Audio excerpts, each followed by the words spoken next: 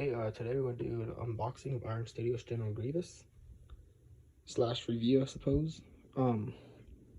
It's a deluxe 1/10 scale polystone statue. Here's a shipper box. The shipper box is kind of, the box that comes shipped has the sticker on it that for the UPS and stuff, and it's not very discreet at all. So if you don't want nobody seeing it, or kind of scares me, I feel like somebody's going to steal it saying Iron Studios, what it is. And behind that we'll have the art box. This is a really pretty box, I believe. That's the front of it. Got a really pretty picture of General Grievous. Look at those eyes. They look really good. Yep. Now on the bottom it says Star Wars General Grievous 1/10 scale polystone statue by Iron Studios. Here it says BDS art scale 1/10 deluxe. That is the top. Here's a side. It says Star Wars on the bottom. The back is blank. And then the other side will say Disney and Star Wars. And then we're back to the front.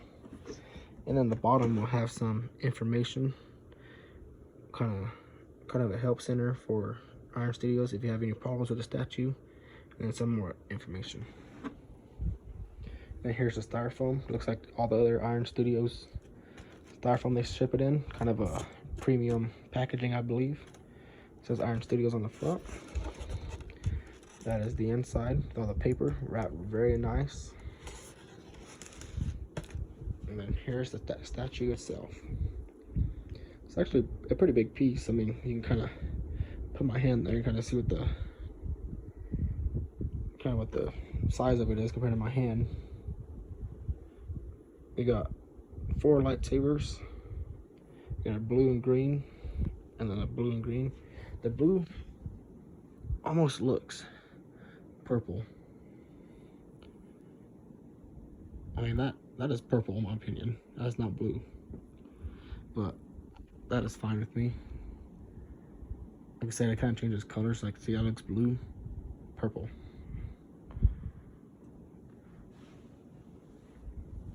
And so this is supposed to be a polystone statue. I believe the base is fairly 100% polystone. Now, General Grievous himself feels, I'm not 100% sure what it is, but it feels kind of plastic. It could be a mixed media, or it could be more plastic than polystone, but him himself didn't feel very sturdy. Like, he can snap those fingers off real easy. You know, his, whatever you call those, ears or horns, whatever you call those, snap that off real easy, get caught in the cape. His kind of armor, all of it can be snapped off real easy if you're not careful. So if you get one of these, be very careful when you're unboxing it. I have some close calls, I believe. That's my biggest complaint, is right there, the green. I just don't like the way it looks from afar. It looks pretty good, but when you get up close, it just don't look very good at all.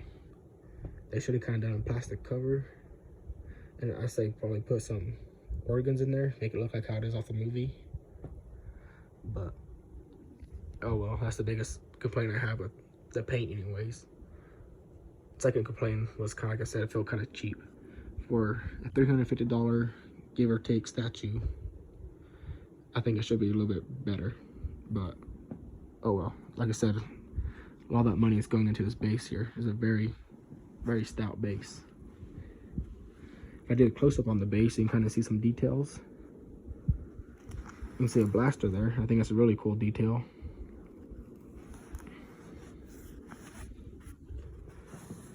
The rock looked really good. Reminds me of kind of Obi-Wan Kenobi's rock.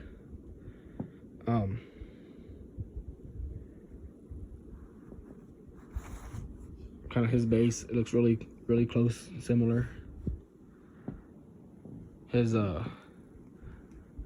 robe is not robe, but cape, I guess you would call it, is all cloth. There's no wire in it, so kind of just flows freely. His eyes, if you're curious, look really good. I mean, they came out really good on his eyes. In my opinion, that almost makes up for the horrible paint job they did on the inside. And then you got his top, kind of got some life support systems there. So they did a really good job on him.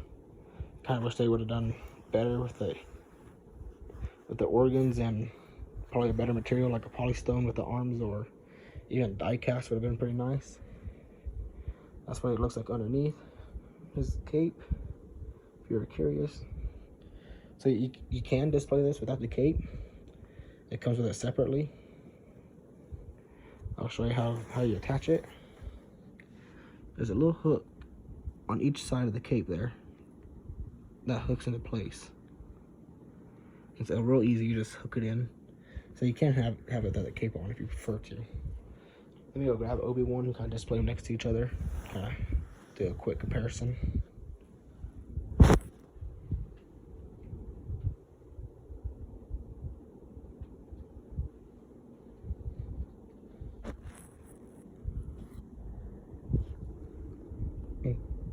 There we go.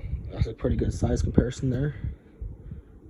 So, yeah, General Grievous is quite a bit bigger than Obi-Wan. They're both 1/10 scales by Iron Studios. The base are pretty similar. This has more white in it. That has more brown, but they could be from the same planet. I'm not sure. Obi-Wan's cape is plastic. It feels like plastic, and General Grievous is cloth. So, yeah, you can display them. You know, probably based off the movie, it's probably pretty accurate the size. You know, he is standing on top of a bigger platform, and see, I would say General Grievous's lightsabers hold in better. If you watch my last video, Obi-Wan's lightsaber doesn't stay in place. I just barely touched it, and it just fell out. See, now you want to stay in there. That's the one complaint I have with Obi-Wan. See, General Grievous says I can touch it, stays in. Obi-Wan's just falls out. But moving on, I'll have to fix it. I'll probably need 2 hands. Yeah, see, like, yeah, barely stay in there. Yeah, see, there it went. It just fell out. Either way, well, thank you for watching my videos.